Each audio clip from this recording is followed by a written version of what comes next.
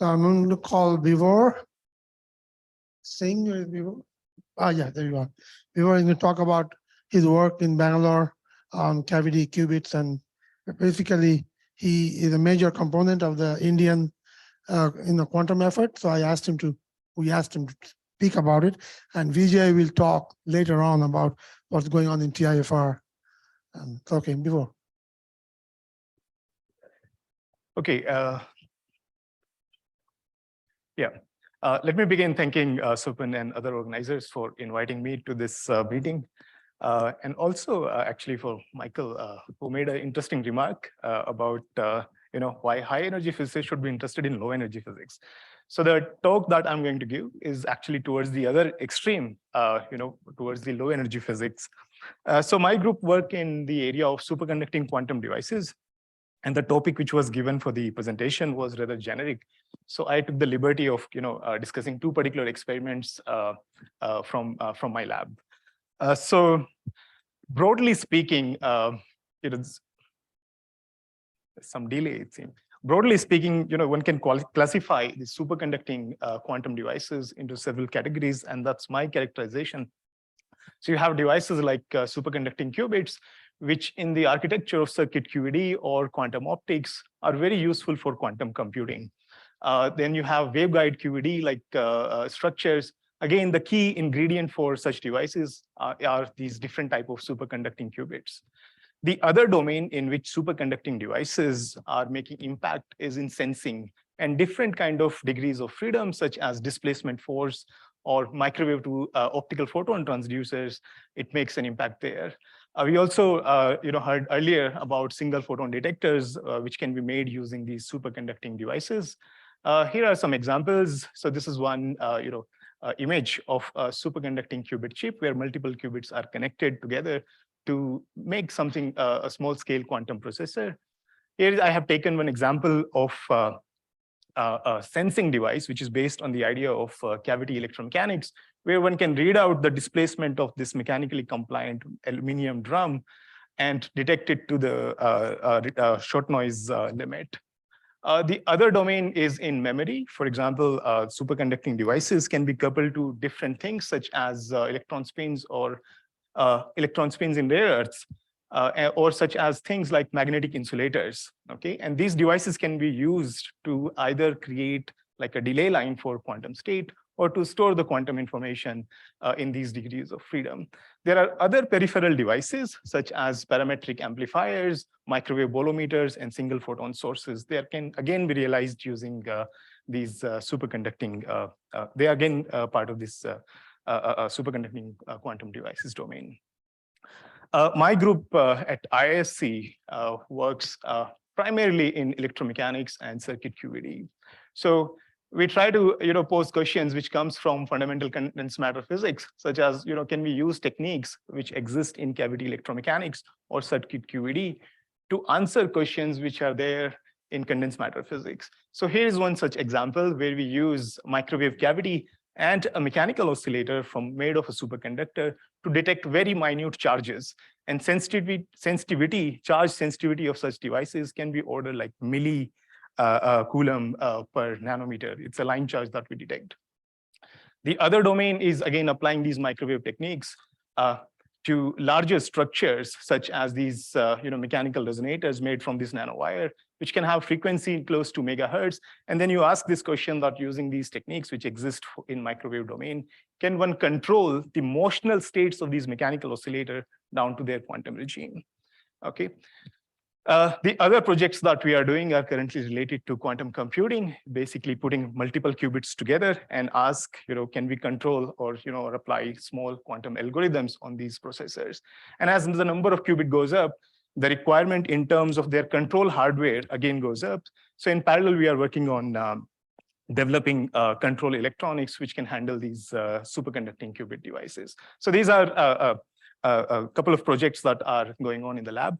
For the purpose of this talk, what I'll do is talk about this particular one, because it may be relevant to this community in high energy physics, and maybe briefly mention our efforts in developing this electronics for superconducting qubits. All right, so The idea that exists there to control the motional states of a mechanical oscillator comes from this, cavity optomechanics. And like it was explained earlier, it's nothing but an interferometer, right? So the idea is that if you imagine a cavity where one of the mirror is subject to, vibrate, it's connected, for example, to a spring, you shine light upon it, there are two things that are happening. If you detect the phase shift of the light that emits from here, you can detect the mirror position. And second is that as light kicks off from this mirror, it imparts it a momentum. Okay, it exerts a force on it. So if you can control the light, quantum state of the light which is entering, it's possible actually to take these mechanical resonators down to their quantum regime of motion. You can remove all the thermal noise and see the quantum effects. So this is the technique. The prototype that I showed you was in optical domain. Okay, where we had two mirrors and one mirror was subject to this spring. The interaction between them is this radiation pressure like, where intensity basically couples to the displacement of this mirror. And then one can define a figure of merit, which is the shift in the resonant frequency of this cavity due to the quantum 0-point motion of the mirror. So that's a natural figure of merit that arises in such system. Same thing one can in principle apply to microwave domain and make these cavities with LC circuits. Okay, so you take inductors and a capacitor.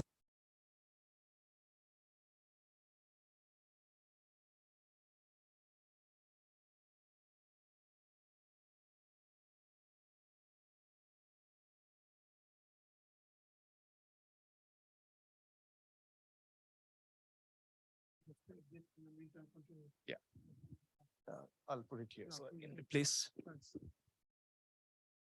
All right, I'll try to speak in this meanwhile. So I was mentioning about these, microwave circuits, which one can make with inductors and capacitor.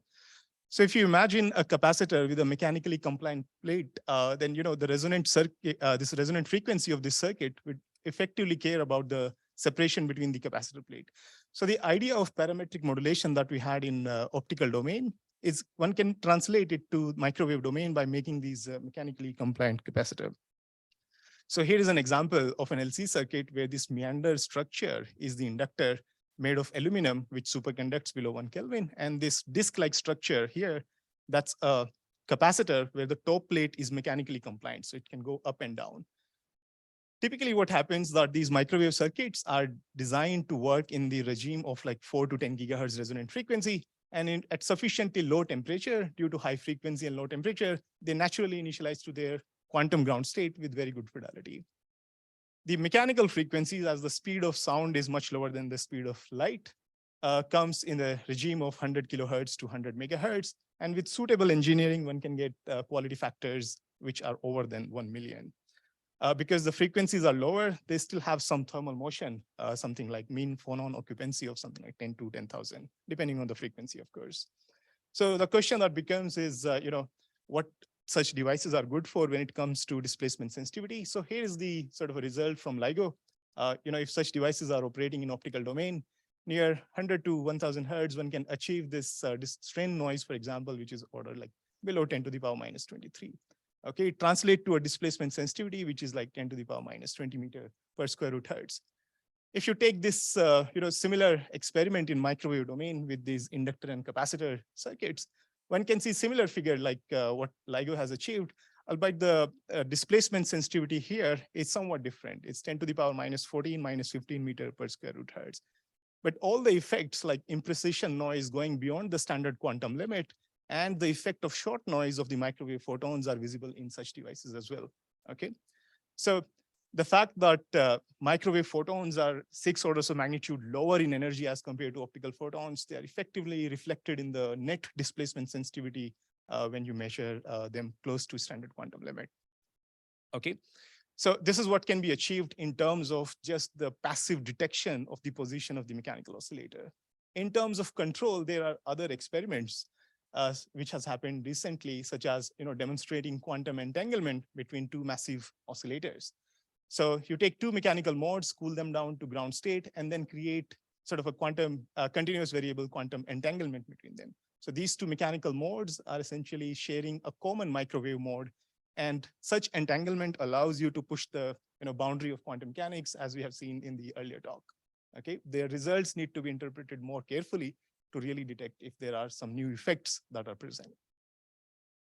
Other aspect of it is in long distance quantum communication. So again, this very nature, which is mechanical compliance, comes handy. And then one can design systems which works at the interface of microwave and optical photons.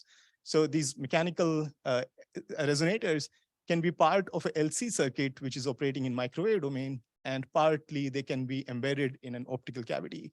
And one can ask the question that, can you make a transducer which will take a single microwave photon, convert it to single optical photon, and vice versa, without adding much of the noise and maintaining good efficiency and reciprocity. Okay, so this is another idea which is there in cavity optomechanics, where people are trying to build such transducer for quantum communication. All right, so having given an overview of what is going on with mechanical oscillators in quantum regime, I would like to tell you a little bit about what exact research we do in our group. So I'll take this example of the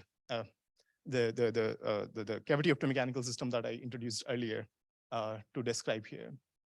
Okay, so the way I introduced this idea was that you take an inductor, and by making a mechanically compliant capacitor, one can realize this cavity optomechanical system. So if you think about it, at the heart of it is really the charge degree of freedom, which is causing this sort of a parametric coupling between these two.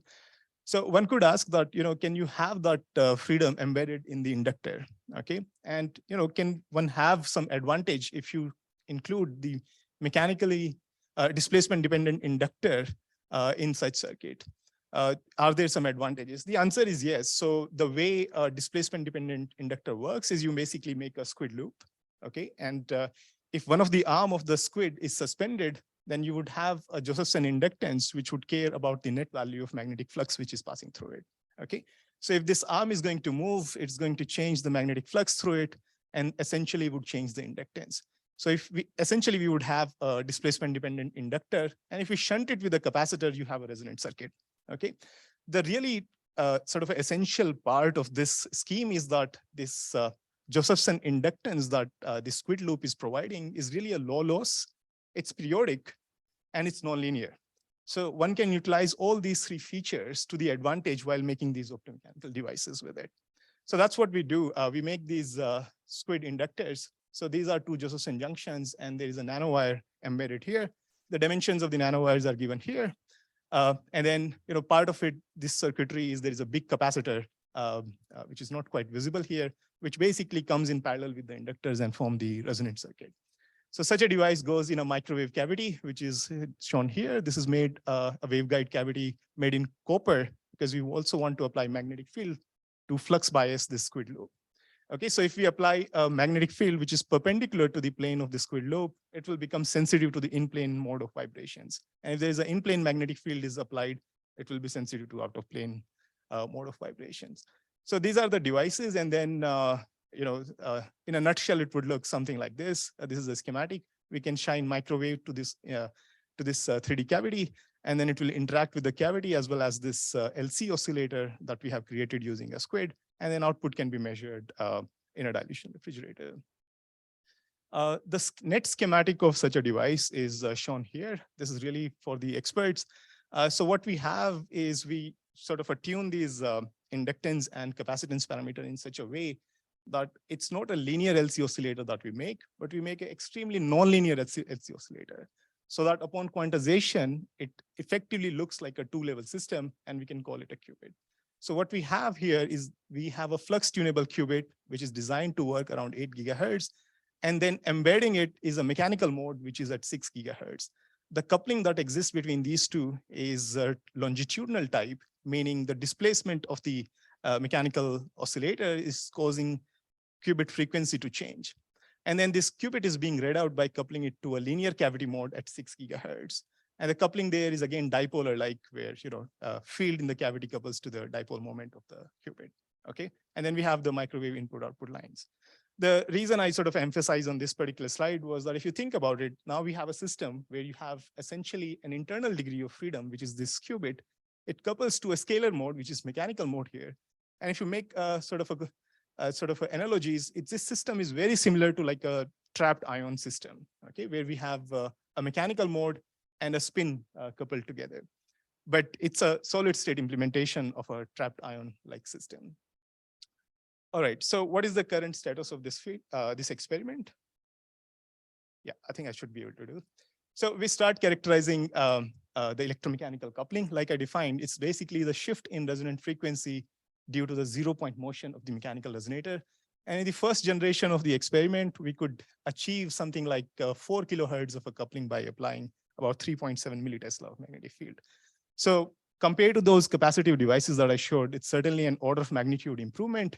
And this coupling remains limited to the maximum magnetic field we could achieve in our lab, which is about 3.7 millitesla. This may seem very small, but one has to be careful while applying magnetic field to superconductors because they don't like each other. So this was limited to 4 kilohertz. What we learned from this experiment, that 4 kilohertz coupling was good enough to see something like an interference effect in the qubit spectrum. So while measuring the qubit spectrum, we see these small ripples. They are really coming from the coherence of the superconducting qubit, which is maintained over the mechanical oscillator.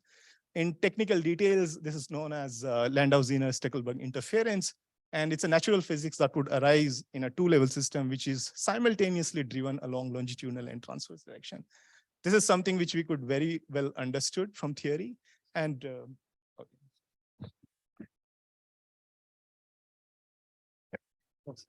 no, just okay.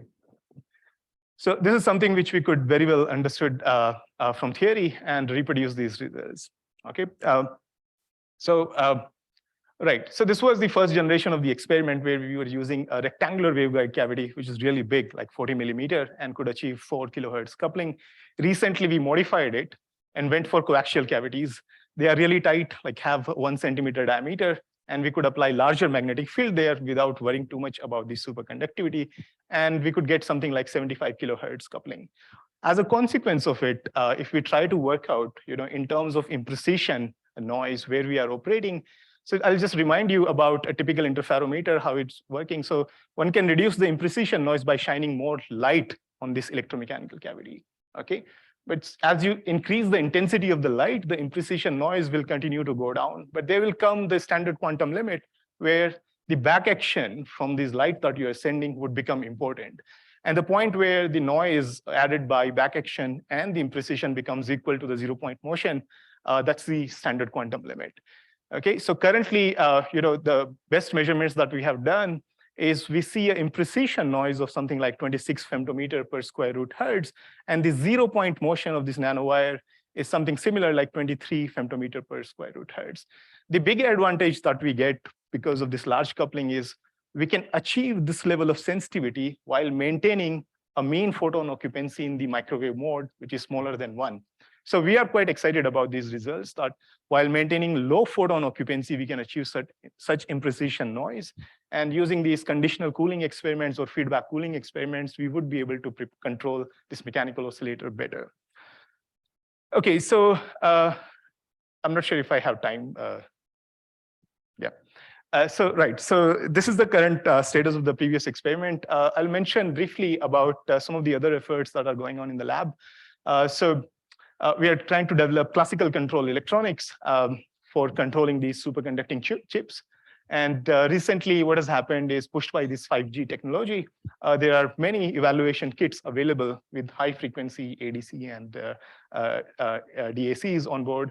And they come with FPGAs so that, if one can design microwave pulses directly from these boards, one can implement things like feedback or quantum error correction directly on the board. So this is something that we are working on, and we have done some basic experiments using these, FPGA boards and demonstrate that one can, do traditional qubit measurements, superconducting qubit measurements, such as these time domain Rabi oscillations or measurement of T1 or T2 for these qubit devices. Next, what we are aiming is to include feedback in the loop and try to implement like active reset or protocols like that. In terms of what is the advantage here is having multiple channels on the same board. It reduces the cost and also the complexity. It becomes much easier to do these measurements, having all these things on the board. Okay, so I think I'll stop here. I'll leave my summary here by showing these two images from these two experiments, and I'll be happy to take questions from here. And thanks a lot for listening to this talk. Thank you, byVibhor. Thank you. Okay, thank you, byVibhor. You did it all. Perfect talk. Thanks.